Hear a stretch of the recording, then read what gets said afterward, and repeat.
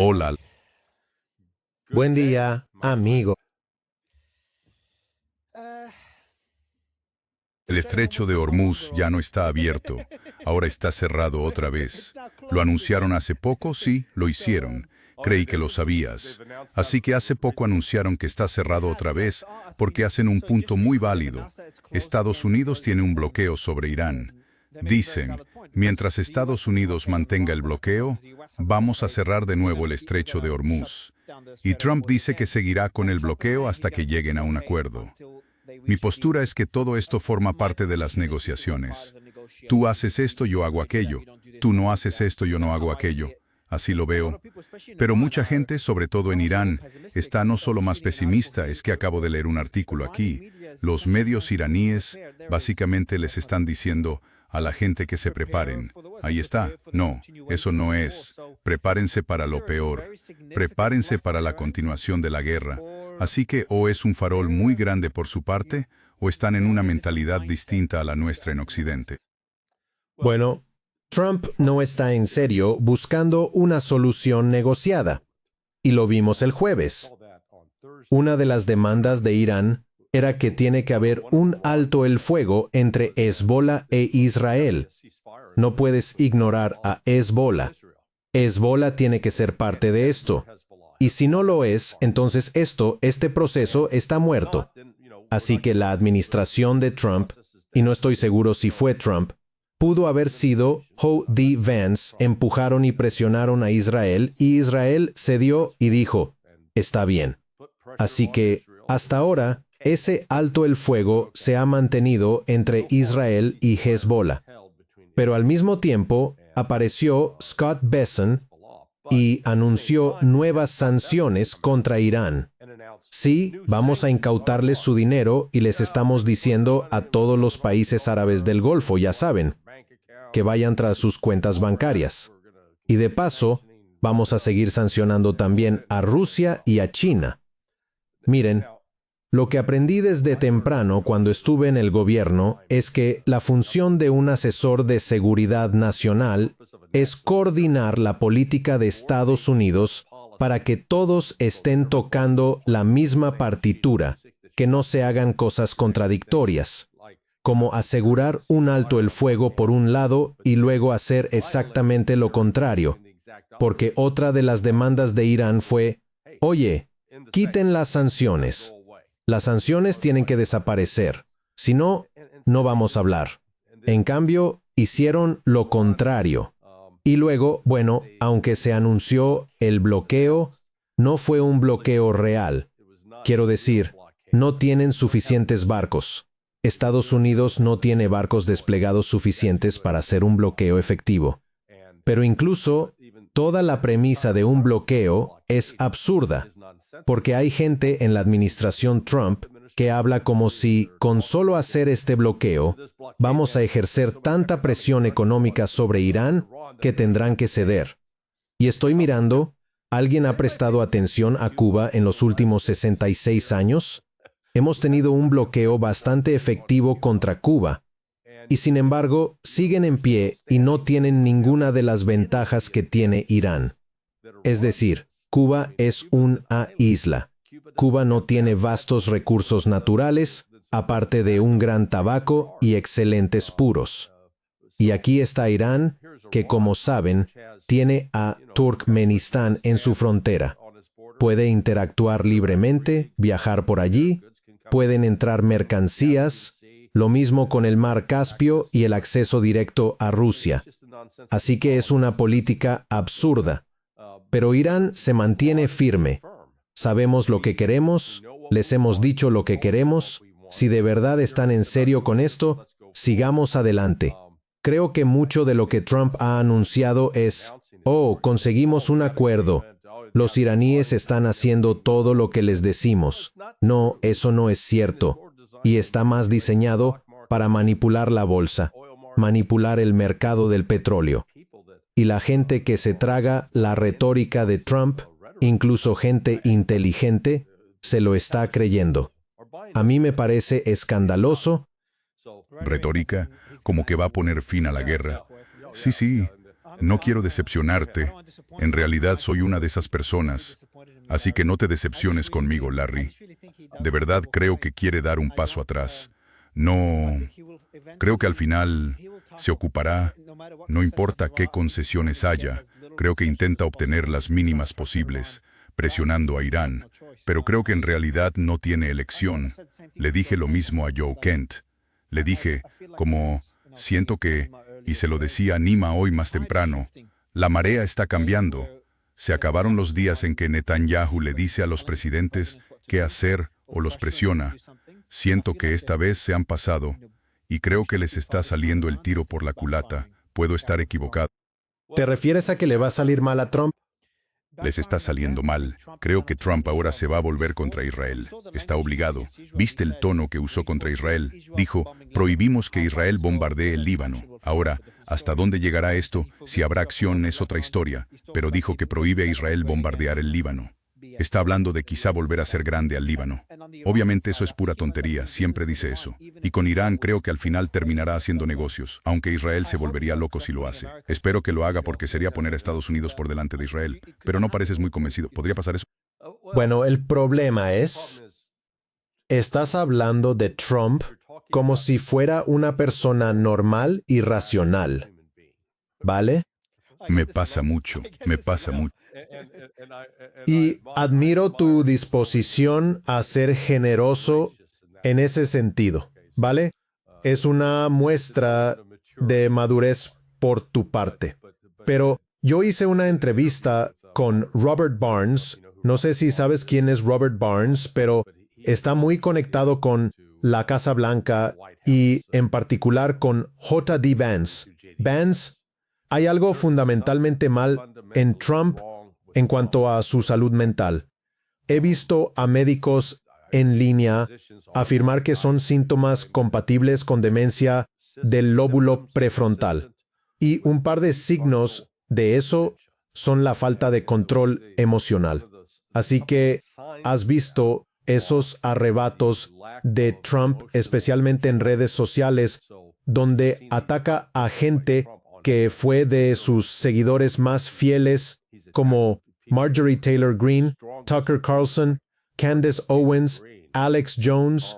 Megyn Kelly no se consideraba una gran partidaria suya, especialmente en 2016, pero en 2024 definitivamente lo fue. Ha atacado a gente, Riley Gaines, al Papa. O sea, está perdiendo el control. Lo del Papa me sorprendió. Hablé con alguien cercano al presidente también, y me dijeron, Mario, las declaraciones, las amenazas de aniquilar una civilización, esa no nos sorprendió. Trump tiene ese tipo de característica, y yo lo he visto también en los negocios. Algunas personas se ponen muy duras y se vuelven extremadamente agresivas para conseguir lo que quieren. Pero, ya sabes, detrás de escena no van a cumplir las amenazas que hacen. Pero la mayoría de la gente no lo sabe. Pero lo del Papa fue un poco sorprendente. Creo que definitivamente necesita a alguien que le filtre lo que dice, o un equipo de relaciones públicas a su lado, pero creo que es algo más siniestro. ¿Eso piensas? Yo también lo he oído, no lo he investigado, pero hay gente que sí tiene preocupaciones sobre su salud mental. Sí, Robert Barnes dijo que se hizo realmente notorio en otoño, el pasado septiembre, y, como con cada semana que pasa, parece volverse más extremo. Ahora, otro elemento de la demencia prefrontal se llama confabulación. Y la confabulación es cuando Trump dice cosas que él cree absolutamente que son verdad, pero no son verdad, son mentiras. Está mal. Así que no es de esas personas que tratan de engañar y mentir a propósito. Dice cosas, por ejemplo, que Irán ha accedido a que recojamos su polvo nuclear, como él lo llama. Y Irán dice, no, no hemos acordado eso. ¿De qué estás hablando? Irán combatido a Lesemirán en Teches y lo que sí estás a saber.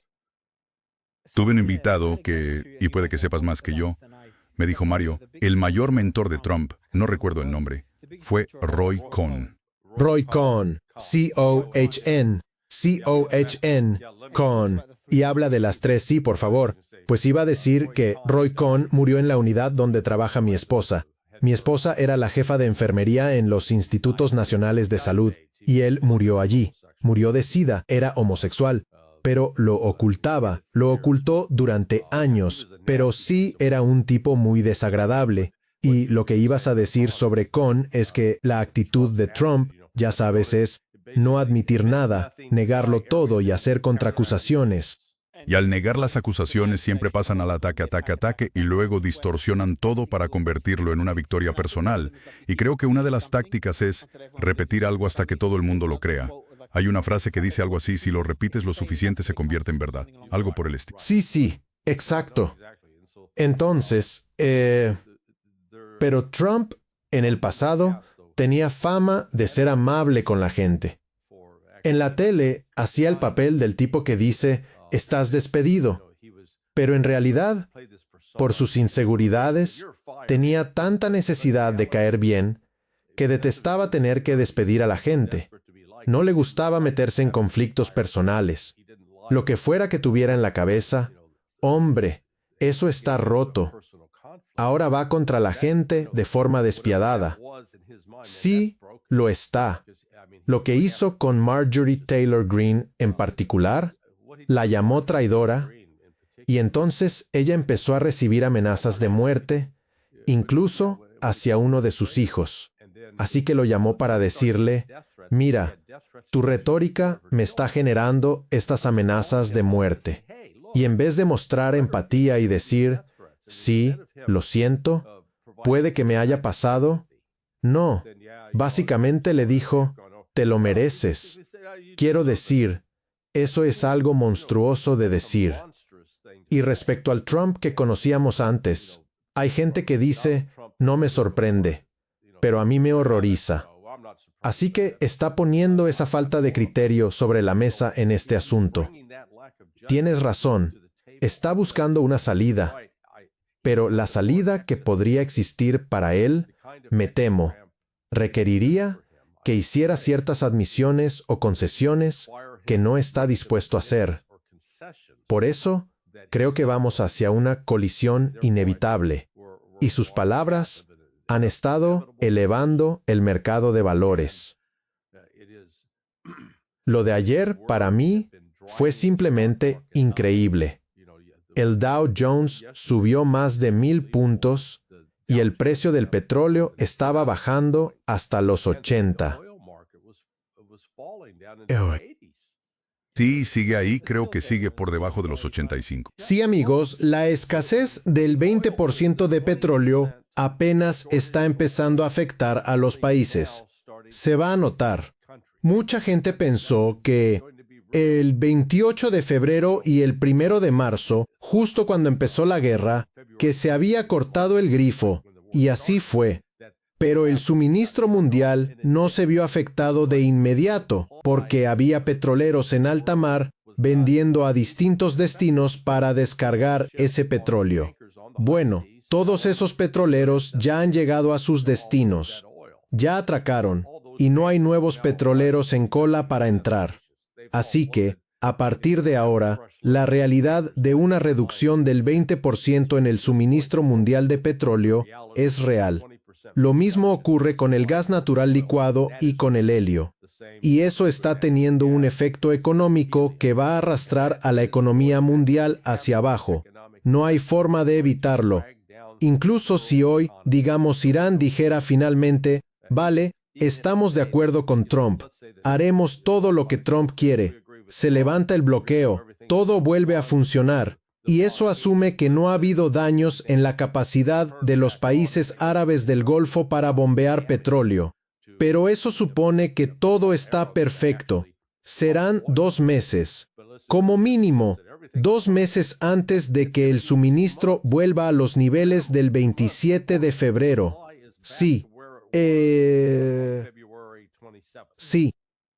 Pero los mercados petroleros miran al futuro. Y el petróleo sigue siendo caro. Como si alguien te dijera hace un año que el petróleo llegaría a $80. Es un precio bastante alto. Hace un año, el petróleo estaba en los 50, 60, llegó a los 70 por un momento en junio del año pasado, durante la guerra de 12 días, pero eso fue todo. Antes estaba por debajo de los 60. Así que un precio de 80 y algo sigue siendo alto. Y quizá ya están anticipando las interrupciones. Por eso no está en los 50 o 60.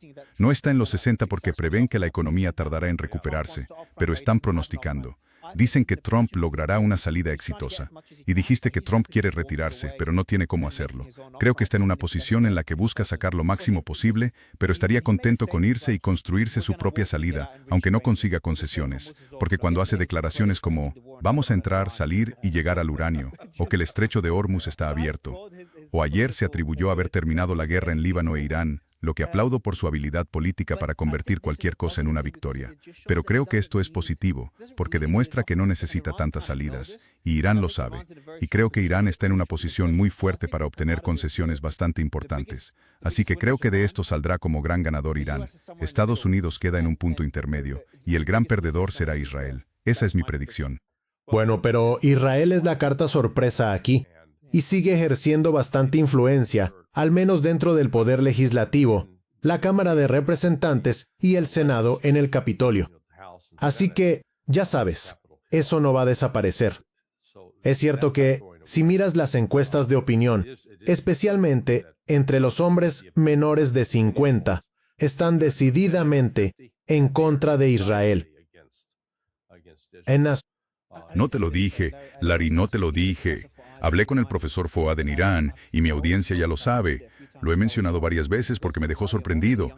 Me dijo, Mario, la mayoría de los jóvenes en Estados Unidos creen en una solución de un solo estado, el estado de Palestina. Yo le dije, Fouad, estás exagerando. Vamos. Yo, mientras tanto, miro las encuestas. Entre el 10 y el 15% de los estadounidenses de 18 a 24 años, creen en una solución de un solo estado para Israel. Entre el 35 y el 55% Larry creen en una solución de un solo estado llamada Palestina, y alrededor del 60% creen en una solución de dos estados. Así que obviamente el total no suma 100% porque algunos creen en más de una opción. Pero eso muestra cifras asombrosas. Entre el 35 y el 55% de los jóvenes estadounidenses creen en una solución de un solo estado, la de Palestina. Eso sería un número aterrador para el lobby israelí, ¿o sí? Sí, no, pero eso lleva tiempo. Viven en su propio y pequeño mundo cerrado de delirio. Quiero decir, ya sabes, Israel no es un monolito, hay un número considerable. Yo estaría en una minoría de israelíes que quieren, pueden y han vivido lado a lado en paz con los palestinos, pero desafortunadamente la mayoría sigue comprometida con la idea de exterminar a los palestinos y que no tienen ningún reclamo legítimo. Y eso, de verdad, es la gran incógnita en todo esto. Creo que lo que ha surgido de esta guerra, algo que dudo que se anticipara, es el aumento de la actividad de Irán en apoyo de los palestinos y de Hezbollah. Ya sabes, Irán no estaba dispuesto, básicamente, a lanzar misiles contra Israel en nombre de Hezbollah. Ahora sí lo están. Sí, están plantándose. Dijeron que Líbano es la línea roja. Creo que eso indica, por falta de mejor término, un nuevo orden regional. Irán está en una posición en la que durante mucho tiempo se contuvieron y eso se les volvió en contra.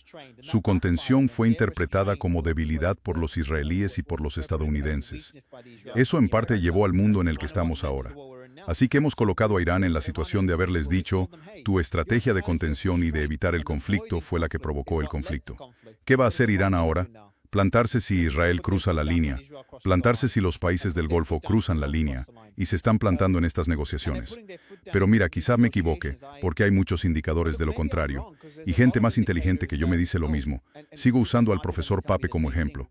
Él me dice, Mario, la operación terrestre es inminente, y lo ha estudiado más que nadie, y dice que todos los indicadores apuntan en esa dirección porque Donald Trump no consiguió una victoria. Necesita una victoria para su legado, y no la tiene. Necesita controlar el petróleo iraní. Irán está listo para otra guerra. Se están preparando para otra guerra. Hay aviones de carga aterrizando desde China. China estaría entregando sistemas de defensa aérea. Misiles portátiles antiaéreos, casi confirmados. Rusia se los está suministrando. Están retirando los escombros de los lanzadores de misiles. Están reconstruyendo puentes. Y si escuchas a sus medios estatales, la conversación es muy distinta. En Estados Unidos, más o menos han pasado página. La guerra ha terminado. Trump les está diciendo a todos que la guerra ha terminado. Y en Irán dicen, chicos, la guerra no ha terminado. Vamos a volver a la guerra, prepárense para la guerra la semana que viene. Así que me preocupa que mi optimismo vuelva a estar fuera de lugar porque, como dijiste, del lado estadounidense, Trump no está consiguiendo la vía de escape que necesita. Y del lado iraní no obtienen las concesiones que quieren y se sienten más envalentonados tras su victoria. Que estén envalentonados significa que tienen muchos más incentivos para... Mira, Estados Unidos en realidad tiene operaciones militares limitadas. No estoy de acuerdo con el profesor Pape sobre la llamada operación terrestre. Sí, Estados Unidos está considerando ahora mismo insertar fuerzas de operaciones especiales para ir tras el uranio altamente enriquecido. Eso sería, vi a uno de esos generales en la tele diciendo, sí, haría falta 10.000 tropas para hacerlo, pero sí, podríamos hacerlo. Yo dije, vale, ¿te das cuenta de que el C-130, que es la aeronave más probable para insertar tropas, un C-130 puede llevar 90 paracaidistas con su carga de combate? 90, ¿vale? Así que haz la cuenta. Así que necesitas 10.000 tropas. Entonces, ¿qué vas a necesitar? Necesitarías cientos de C-130 para eso, y luego, ¿dónde aterrizan? O si vas a llevar a cabo una invasión real de Irán, porque cuando oigo operaciones terrestres, hablo de algo como lo que hicimos en Irak en 2003, donde Estados Unidos reunió fuerzas 165.000 en Kuwait y Arabia Saudita, y luego cruzó rugiendo la frontera. Bueno, no tenemos ese lujo.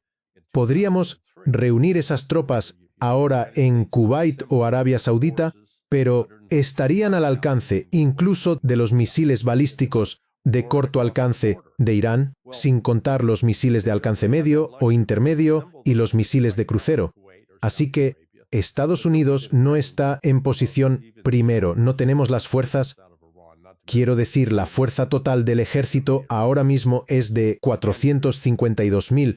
Habría que intentar reunir una fuerza terrestre de, ya sabes, simplemente no hay una solución práctica por tierra, así que descartas esa opción. ¿Y la Armada?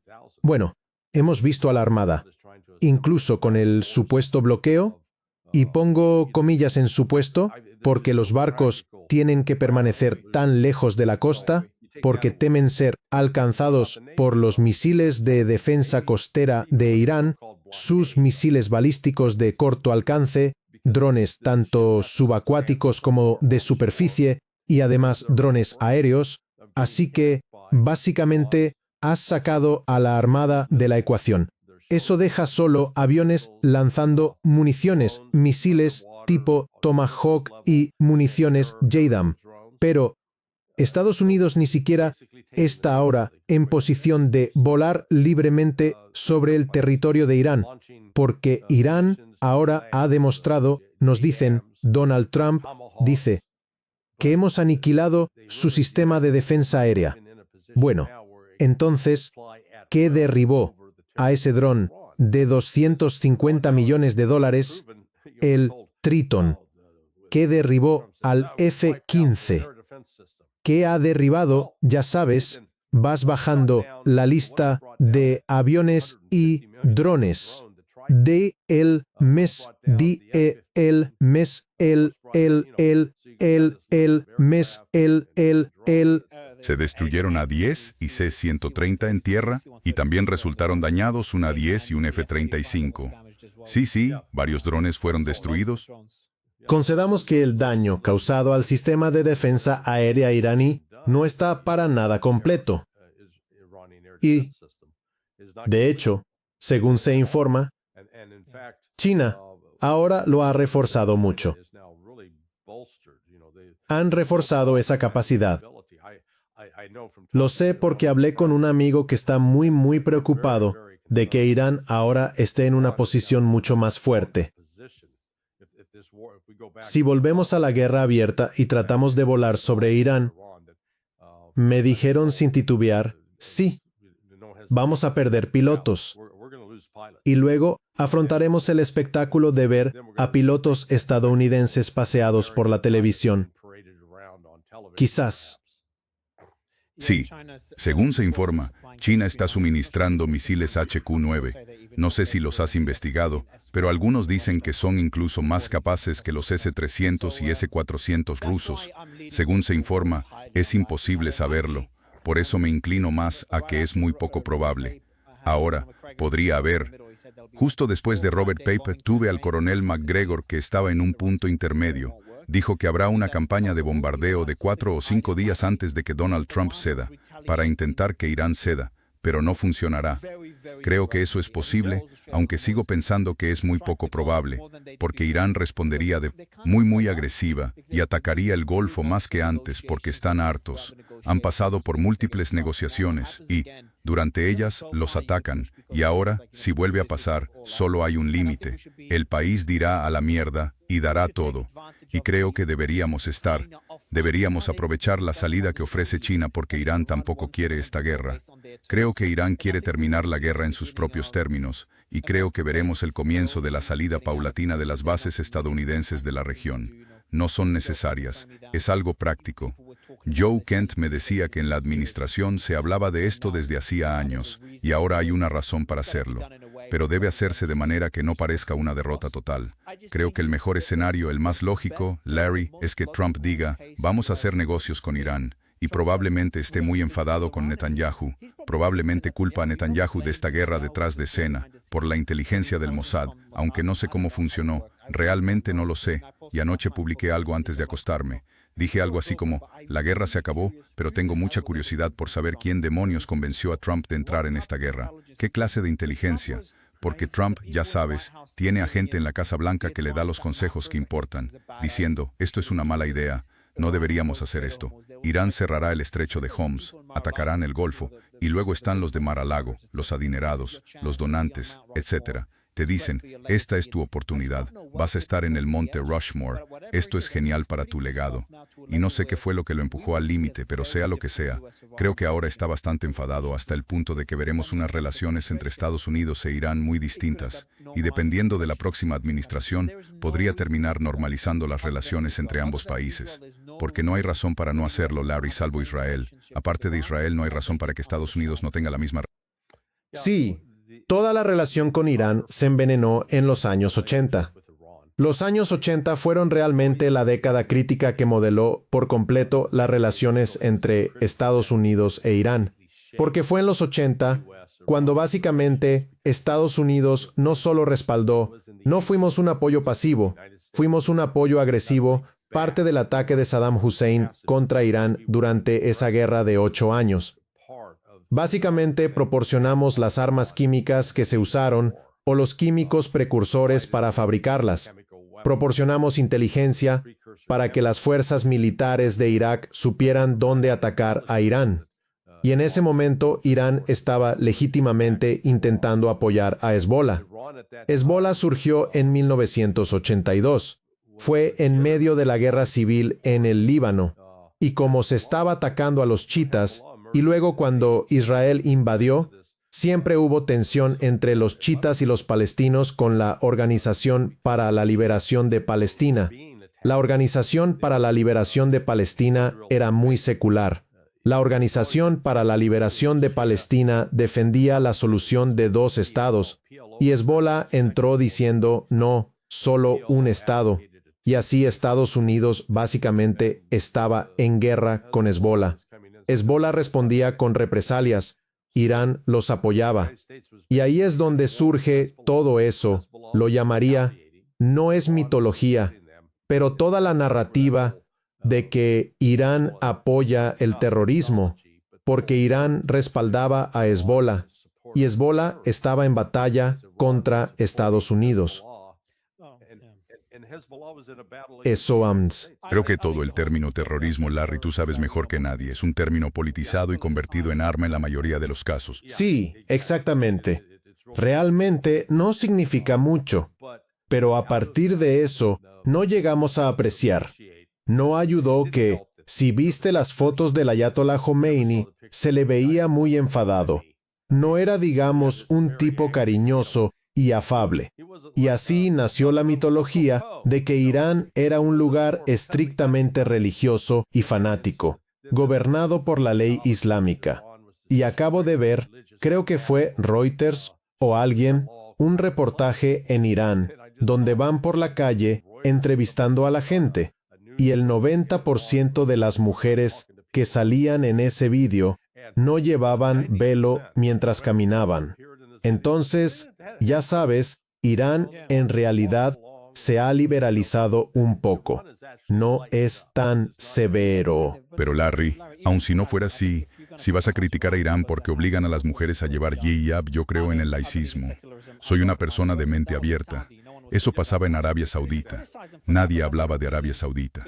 Se les puede criticar por eso, pero no es motivo para querer imponer un cambio de régimen en un país solo porque no estás de acuerdo con cómo lo gobiernan. Los países evolucionan a su propio ritmo. Quiero leer algo que escribí. ¿Cuándo escribí esto? Hace aproximadamente una semana. Eso fue el 15 de abril, no, hace 3 días. Vaya. Bien, ya lo he dicho antes y lo diré otra vez. Trump cometió un error al iniciar esta guerra, pero tomó la decisión correcta al terminarla, y todavía puede convertirla en una victoria para Estados Unidos y la región.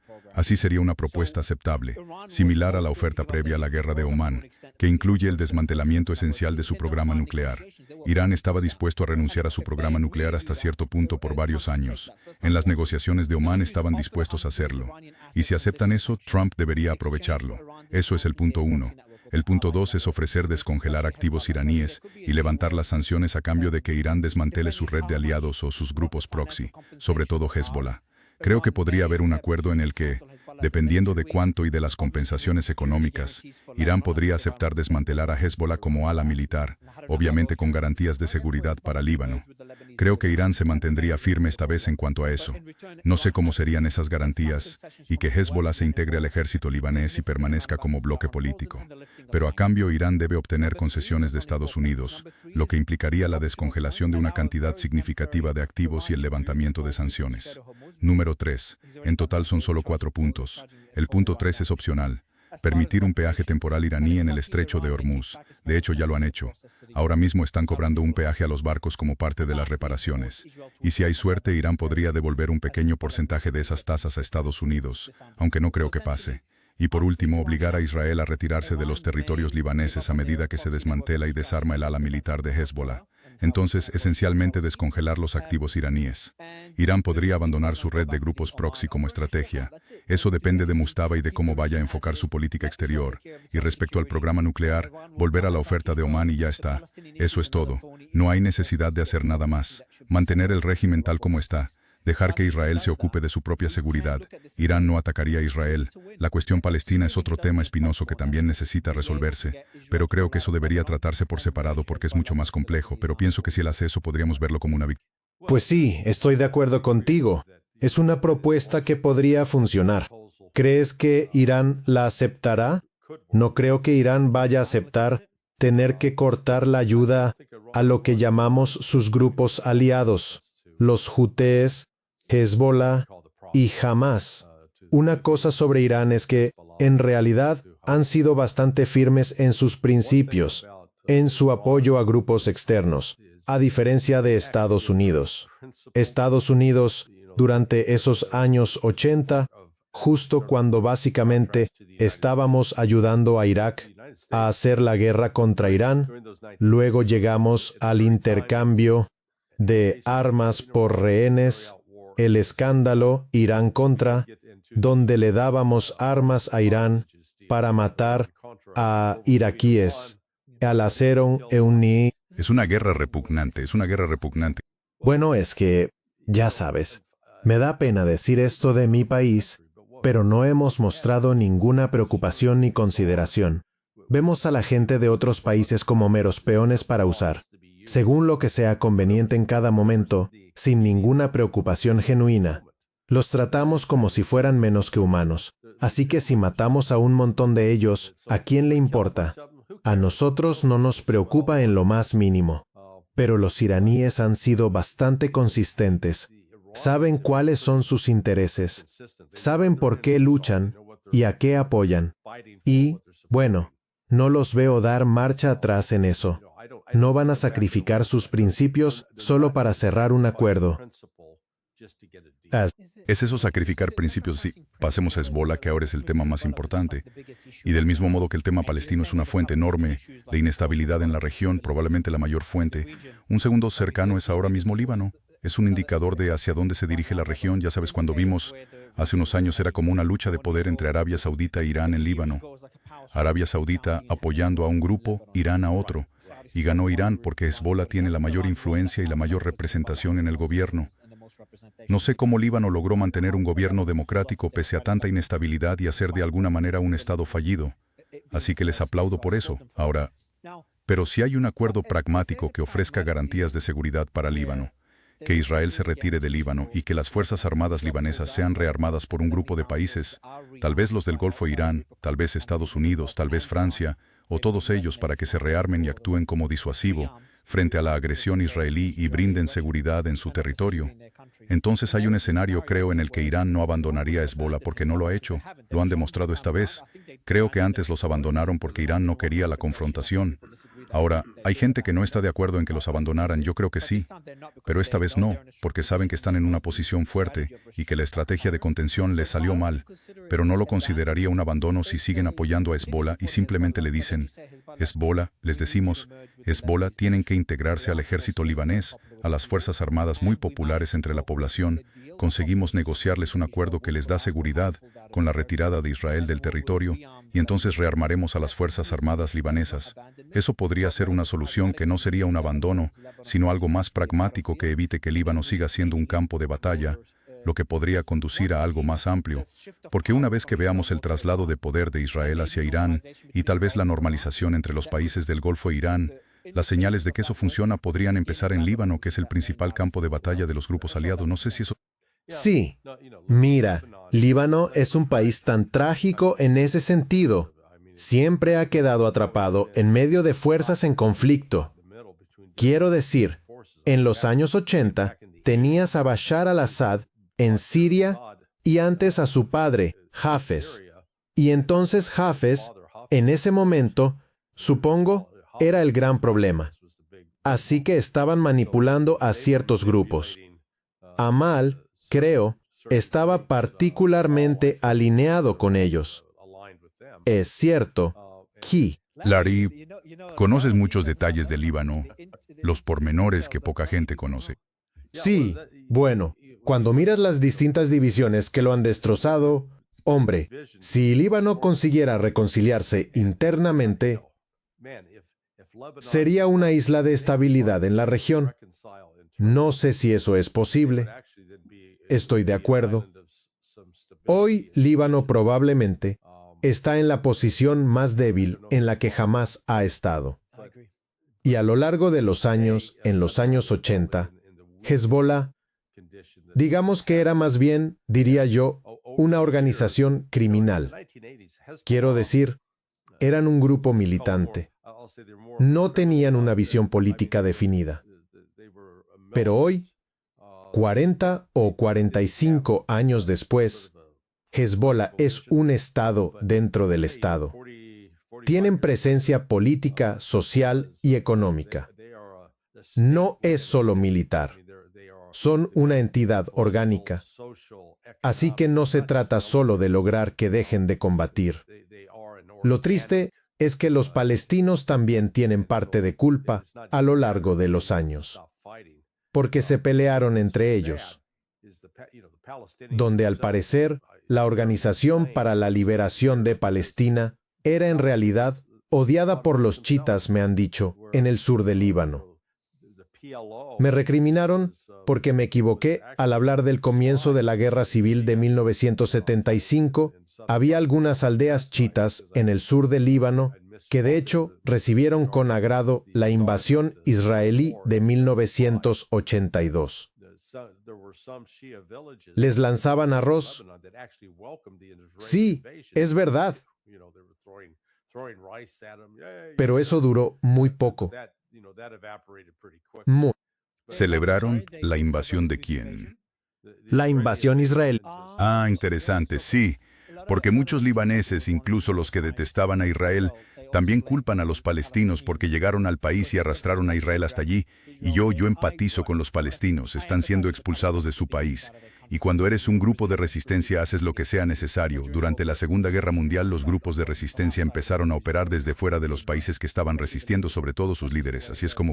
Pero sí, Perdón, iba a decir que has expuesto bien la situación en Líbano. Espero que la audiencia haya prestado atención. Muy bien. ¿Cómo empezó Hezbolá y en qué se ha convertido? Es más que un brazo militar, no se puede simplificar así. Pero también como tantos otros países, remontándonos hasta Assad, intervinieron ahí. Por eso siempre he dicho que el Líbano es como un indicador, el barómetro de lo que pasa en la región. Cuando hay una pelea entre Irán y Arabia Saudita, verás los resultados en el campo de batalla en países como Líbano, especialmente Líbano, lo mismo con Israel e Irán, y con Estados Unidos y cualquier otro país. Así que Líbano siempre es ese indicador. Yo estoy del lado libanés, Larry. Es que estoy tan... Ya me conoces. Siempre intento no solo ser matizado, sino tratar de ver las cosas objetivamente. Por ejemplo, cuando Israel hace algo horrible, yo incluso miro las publicaciones de Smotrich. Publicó algo hace unos días y yo le respondí muy agresivamente. Pero antes de hacerlo me dije, ¿qué estará pensando? Voy a leer sus otras publicaciones para intentar entender su mentalidad. Intenté razonar con él.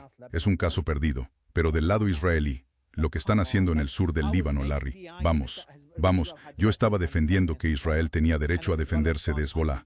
Y si Hezbolá desapareciera, creo que Israel se retiraría del Líbano o detendría la guerra. Estaba 60% convencido, como siempre he dicho. Ahora estoy 50 y 50, casi del lado opuesto. Porque lo que está pasando en el Líbano es indignante. Creo que esa impunidad no durará mucho, pero todavía les quedan unos años. Y están exprimiendo hasta la última gota ese limón, antes de que se acabe su época de impunidad. Y creo que con Irán, esta guerra y la victoria estratégica de Irán, la gente no se da cuenta de lo enorme que será el cambio en la... no. Destruye el mito de la invencibilidad de Estados Unidos. Mucha gente se ha creído la narrativa de que Estados Unidos es tan fuerte militarmente que nadie puede resistirse a ellos. Y sin embargo, en los últimos 12 meses, porque fue hace un año en marzo, que lanzaron la operación Rough Rider. La administración de Trump lanzó la operación Rough Rider en el Mar Rojo contra los hutíes. Y su actitud fue, no somos un montón de débiles, como la administración de Biden. Por Dios, les vamos a mostrar a estos hutíes quién manda. Vamos a descargar todo el peso del poder militar de Estados Unidos. Y así, durante 7 semanas, íbamos a garantizar la libertad de navegación en el Mar Rojo. Y después de 7 semanas, Estados Unidos se retiró. Quiero decir, Trump hizo lo típico de Trump. Declaró la victoria. Vale, los hutíes han capitulado. Yo dije eso y listo. Luego retiramos el portaaviones. Pero durante esas 7 semanas, estábamos perdiendo un dron MQ-9 Reaper por semana. Cada uno cuesta $35 millones. Así que, desde el principio, perdieron cerca de $250 millones en drones. Y no pudimos derrotar a los hutíes. Aunque matamos a muchos hutíes y bombardeamos su país, eso mostró los límites del poder de Estados Unidos. Ahora salgamos a febrero. ¿Por qué con ese? ¿Por qué los hutíes? Entiendo que con Irán tenían muchas cosas sobre el terreno. No he investigado la operación contra los hutíes. ¿Qué falló? Porque no tienen la misma red que Irán, no tienen las mismas capacidades. Son los límites del poder aéreo. Solo puedes bombardear hasta cierto punto, y cuando la gente está bajo tierra y tienen búnkeres subterráneos protegidos, no puedes destruir todo eso. La única forma es desplegar tropas en tierra y librar una guerra terrestre. Y esto ha sido una especie de fantasía de la Fuerza Aérea, del Cuerpo Aéreo del Ejército. Sí, se remonta a la Segunda Guerra Mundial. En realidad, los planificadores, tanto del Reino Unido como de Estados Unidos, pensaban que, si lanzaban suficientes bombas, obligarían a Alemania a rendirse, y resultó que no era cierto. Pero esa creencia ha persistido. Estados Unidos lo volvió a intentar en Vietnam, Operamos esos B-52 que bombardearon Vietnam del Norte. Eso iba a obligarlos a rendirse. No funciona. En realidad, hay que desplegar tropas sobre el terreno, y Estados Unidos no está dispuesto a hacerlo. Además, ahora carece de la estructura de fuerzas para ello. Y por el advenimiento de los misiles de crucero y de los misiles balísticos, que ahora son muy numerosos, y no son como los Scud de hace 23 años. Ha habido avances significativos, y luego los drones. Así que ahora se ha quitado la capacidad de un país como Estados Unidos de enviar fuerzas al extranjero, a una zona de concentración, porque hace falta un área donde reunir a esas fuerzas, juntar los recursos y poder lanzar una operación terrestre. Eso se ha vuelto casi imposible hoy para cualquier país, ya sea Rusia, China o Estados Unidos. No pueden hacerlo. Rusia pudo hacerlo al entrar en Ucrania, simplemente porque se estaban concentrando en su propio territorio. De acuerdo. Así que no tienen ese problema logístico, pero la logística para intentar enviar tropas al extranjero, ya sabes, es un desafío. Vamos con un escenario en el que la guerra no ha terminado por cualquier motivo, que Trump no haya alcanzado sus objetivos, o que todo esto sea una fachada ahora con una operación planeada para continuar. Obviamente descartamos la operación terrestre, porque, según casi todos con quienes hablo, suena suicida. Si la guerra continúa, ¿qué esperarías que suceda? ¿Qué tendría más sentido para Estados Unidos? Bueno, será la presión económica la que, en última instancia, obligue a Estados Unidos a cambiar de política. Tengo a Steve Hanke justo después. Voy a hablar con él. Por esa misma razón, Steve Hanke, quizá lo conozcas, profesor de Economía Aplicada en la Universidad Johns Hopkins. Voy a hablar con él por esa razón exacta, porque la última vez que hablé con él me dijo: Mario, la economía no puede sostener esta guerra ni por meses, ni siquiera por semanas. Esa fue una conversación que tuvimos hace unas 2 semanas. Sí, estoy de acuerdo, porque no hablamos de efectos localizados. Hemos tenido una interrupción significativa en la cadena de suministro. Y el comodoro Steve Jeremy, no sé si sabes quién es. Aparece con frecuencia en el canal de Danny Davis, pero fue oficial naval en la Marina Británica. Pero presentó un gráfico la semana pasada que mostraba la correlación entre energía, Producto Interno Bruto.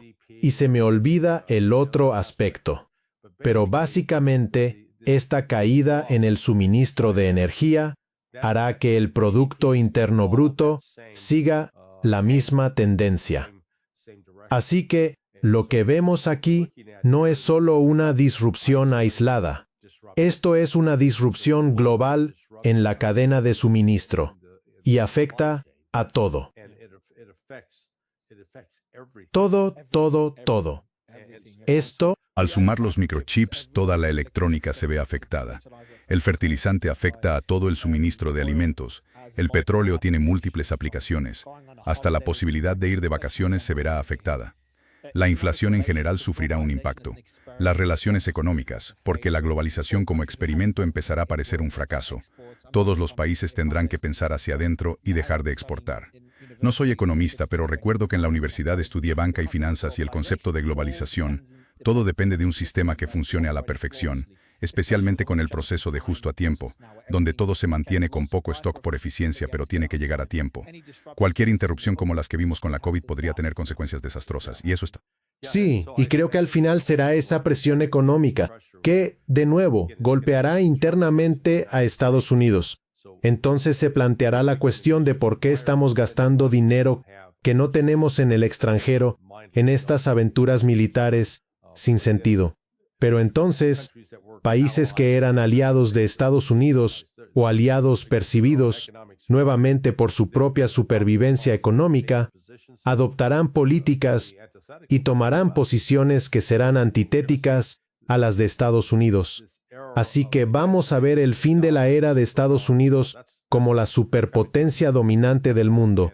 Eso se acabó, está llegando a su fin, y el surgimiento de los países Brasil, Rusia, India, China y Sudáfrica como un sistema financiero alternativo. Es real, mucha gente está en negación, pretendiendo que no es significativo. China será el actor principal en esto y está en posición de hacerlo porque la clave es la energía, la electricidad. No hay otro país en el mundo que pueda compararse con lo que China ha hecho con previsión para crear no solo energía nuclear, carbón y energía solar. Tienen enormes campos solares en los desiertos. Buen lugar para instalarlos. No hay nadie allí, no hay animales merodeando. Y esa luz solar se recoge y esa energía se distribuye por la red eléctrica. Así que sí, creo que eso obligará a Estados Unidos a darse cuenta de que no podemos continuar esta guerra. Por más incómodo que sea, tendrán que aceptar un acuerdo de vivir y dejar vivir con Irán. No creo que Irán renuncie en absoluto a su derecho a enriquecer uranio. Van a insistir en ello ahora.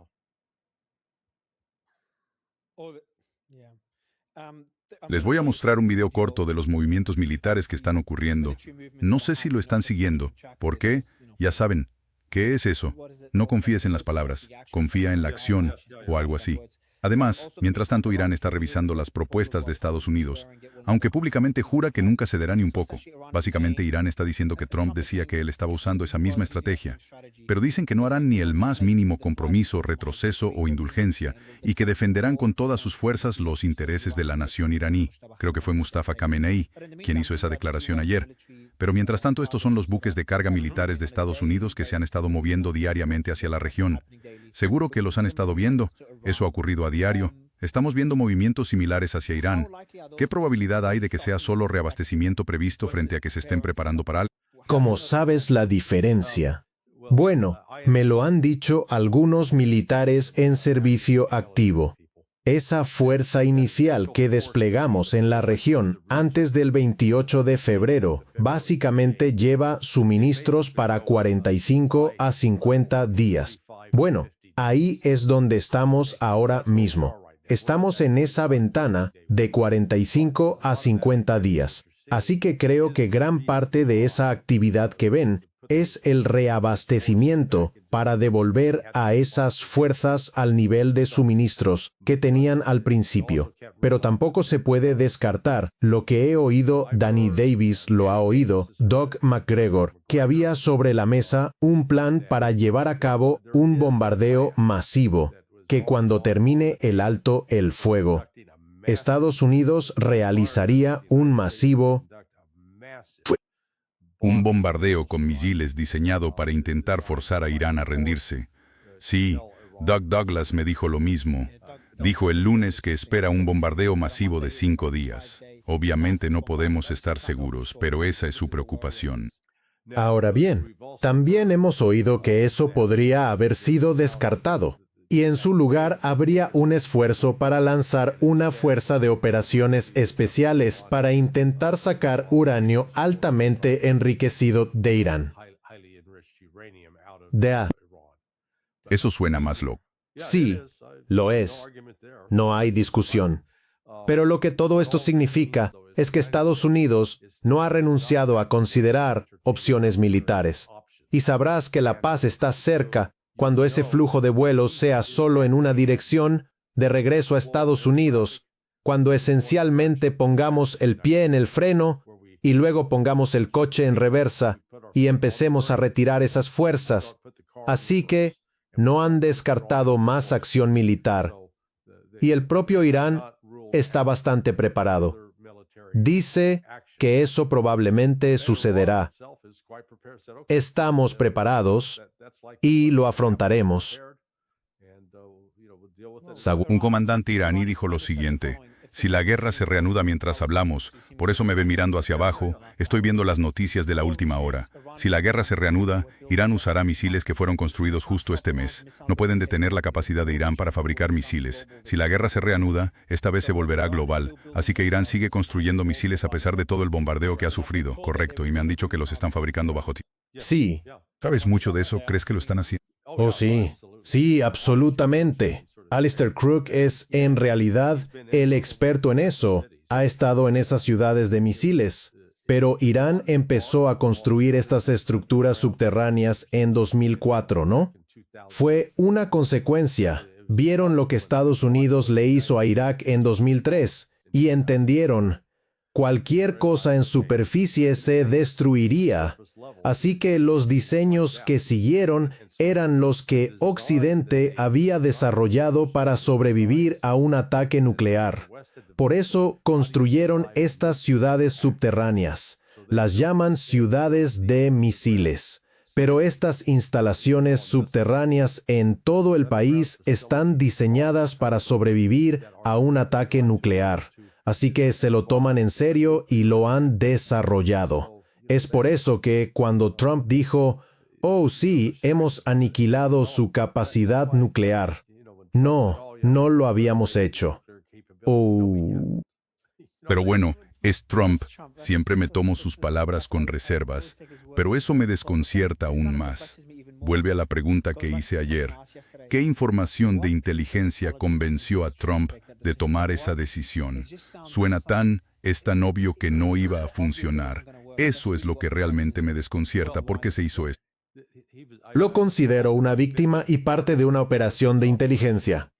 Así que la Agencia de los Estados Unidos para el Desarrollo Internacional y la Fundación Nacional para la Democracia, con la Agencia Central de Inteligencia de Estados Unidos y el Servicio Secreto de Inteligencia del Reino Unido, por así decirlo, trabajando entre bastidores, crearon una empresa que hacía sondeos en línea porque afirmaban que no se podían hacer encuestas telefónicas convencionales.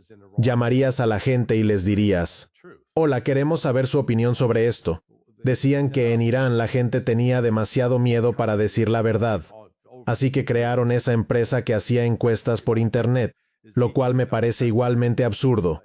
Cualquiera que haya tenido un hijo o una hija adolescente sabe que muchas veces se conectan y fingen ser adultos en salas de chat y cosas así. Así que siempre se puede usar el engaño. Pero esas encuestas afirmaban que el 80% de los iraníes estaba en contra de la República Islámica, que ese 80% se alzaría, y entonces ese era el mensaje de la Agencia Central de Inteligencia de Estados Unidos. Pero se convirtió en la verdad, en lo que se creía.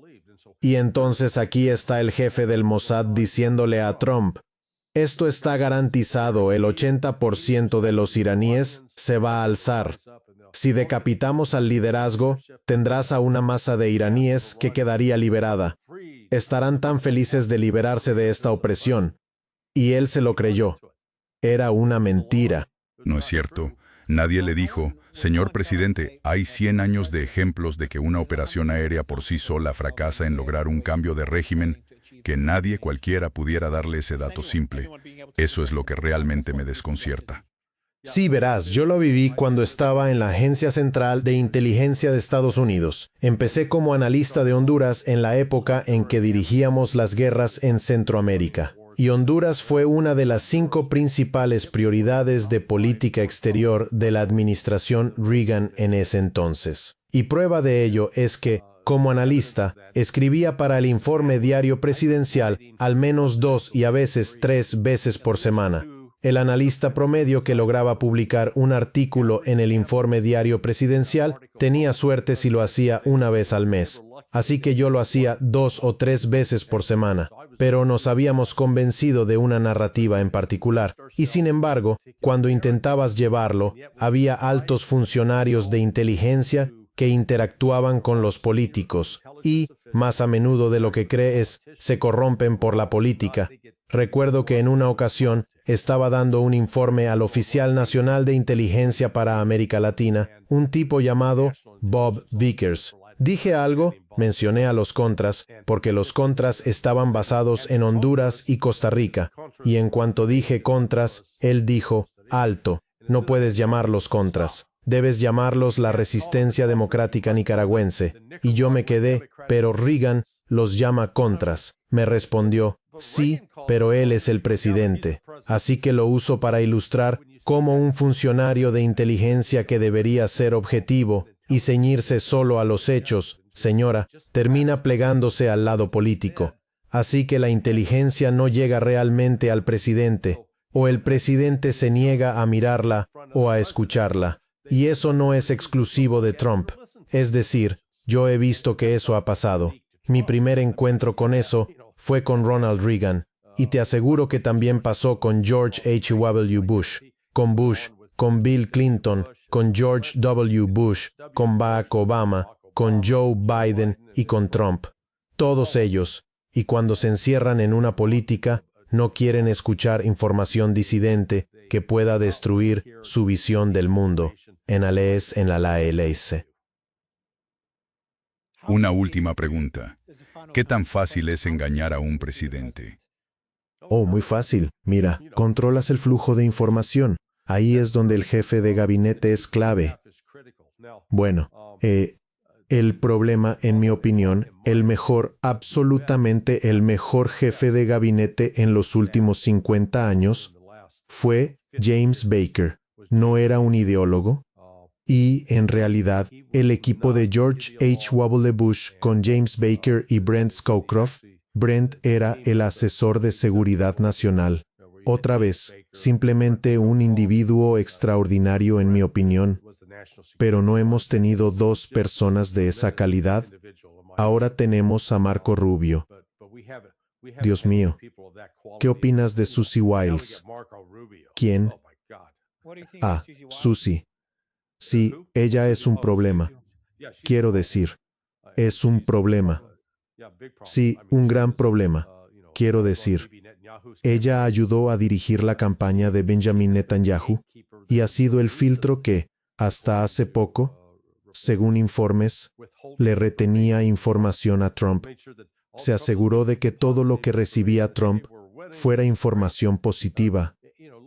Oye, estamos ganando. Esto es genial. Mira a Trump. Él realmente cree, y todavía cree, que lo tiene al 100%. Esa encuesta de CNN decía que tenía el 100% de apoyo.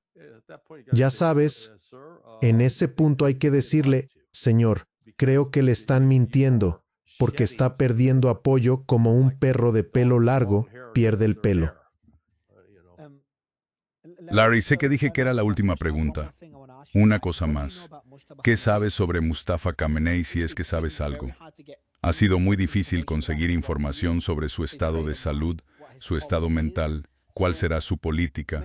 Entonces, sobre todo en cuanto a su política, ¿cómo crees que será? ¿Será similar a su padre o habrá diferencias? ¿Cómo crees que las guerras cambiaron su mentalidad o su enfoque hacia la política exterior? No, yo creo que será mucho más duro que su padre.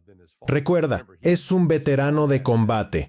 Cuando tenía 17 años, se unió al cuerpo de la Guardia Revolucionaria Islámica de Irán durante la guerra entre Irán e Irak. Se alistó, creo que fue en 1987. Participó en 3 grandes batallas. No sé si alguna vez resultó herido. No sé si estuvo presente cuando se usaron armas químicas. Me imagino que sí. Pero forjó relaciones dentro del cuerpo de la Guardia Revolucionaria Islámica de Irán. Recuerda, los compañeros con los que estaba, hablamos de hace 40 años, cuando él tenía 17 u 18 años. Ahora esos tipos tienen 58, 59 años. Son sus amigos. No hay nada como forjar amistades en la batalla. Cuando estás con un grupo de hombres jóvenes, enfrentando vida o muerte, uno de los ataques que sufrió fue llevado a cabo por los muyahidines del pueblo de Irán. ¿Recuerdas a los muyahidines del pueblo? Sí. Que ahora está apoyada por la Agencia Central de Inteligencia. Financiada, apoyada, respaldada. Así que no es solo un erudito religioso, ¿vale? Y no es uno de esos niños con la cuchara de plata, simplemente porque su padre fue el líder supremo. Tuvo que labrarse su propio camino. Se convirtió en erudito religioso tras ese combate, pero esa experiencia, creo, marcó su vida. Y creo que la razón por la que no lo ves ni escuchas mucho en público es que reconocen que Occidente quiere matarlo si puede, así que no hay necesidad de que salga en público ahora. Debe mantenerse en un segundo plano. Pero, además, él aporta eso. Ponte en su lugar. Vas a tratar con Israel y con los Estados Unidos y te han matado a tu padre, te han matado a tu madre, te han matado a tu esposa, te han matado a tu hija pequeña. ¿Sabes qué? Sé cuál sería mi reacción y no sería indulgente. Así que no va a adoptar una postura en la que entregue los intereses de Irán. Van a mantener la línea. Él mantendrá la línea firme. Pero tiene todo un grupo de amigos, creo, que están en el cuerpo de la Guardia Revolucionaria Islámica de Irán, en el ejército y en los servicios de inteligencia. Sí que Sí, y creo que un factor importante, como has comentado, es el impacto económico de esto. Te dije que vendría el profesor Steve Hank.